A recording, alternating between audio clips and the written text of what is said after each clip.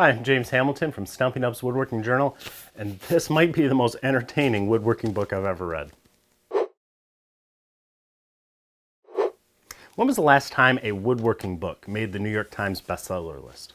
I know my last book fell like a million copies short of that bottom spot, but I recently spent several seconds searching the New York Times list for woodworking books, and I only found one, Good Clean Fun by Nick Offerman.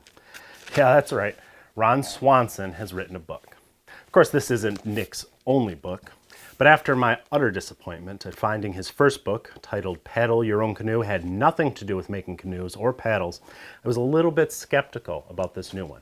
But it turns out this one really is about woodworking, complete with 13 projects and a whole lot of wit and wisdom.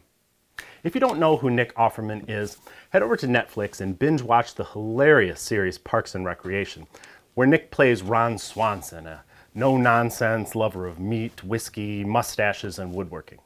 Nick grew up in a do-it-yourself kind of family, and among the memories he shares in the book is the tinkle box his father built so he could stand and pee proudly as a man should.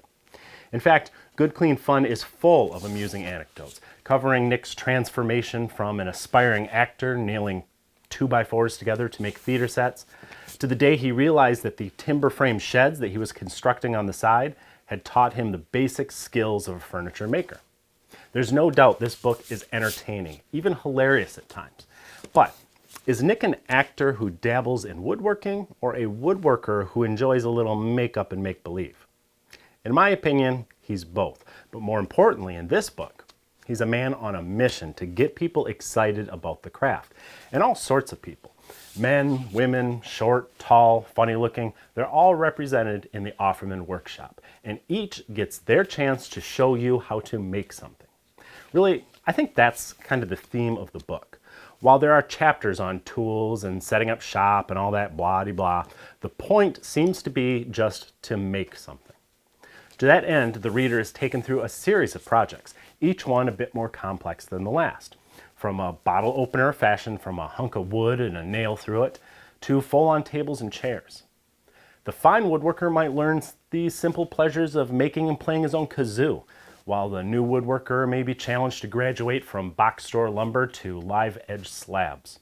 It's all about breaking down boundaries, trying something new, and just making something. Between projects, we're treated to recipes for workshop cuisine, there's a section on workshop fashion, even a beard growth chart. Look, I'm not going to read the whole book for you. I'm just going to assure you that it's unlike any woodworking book you've ever read, in a good way. So check out the link in the notes below this video.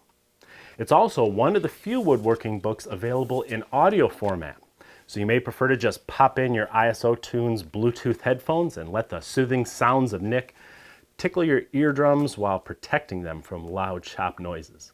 That'd be a great way to say thanks to ISO Tunes for supporting our monthly book reviews. Now don't forget to check out the latest issue of Stumpy Nubs Woodworking Journal over at stumpynubs.com, and we'll see you next time.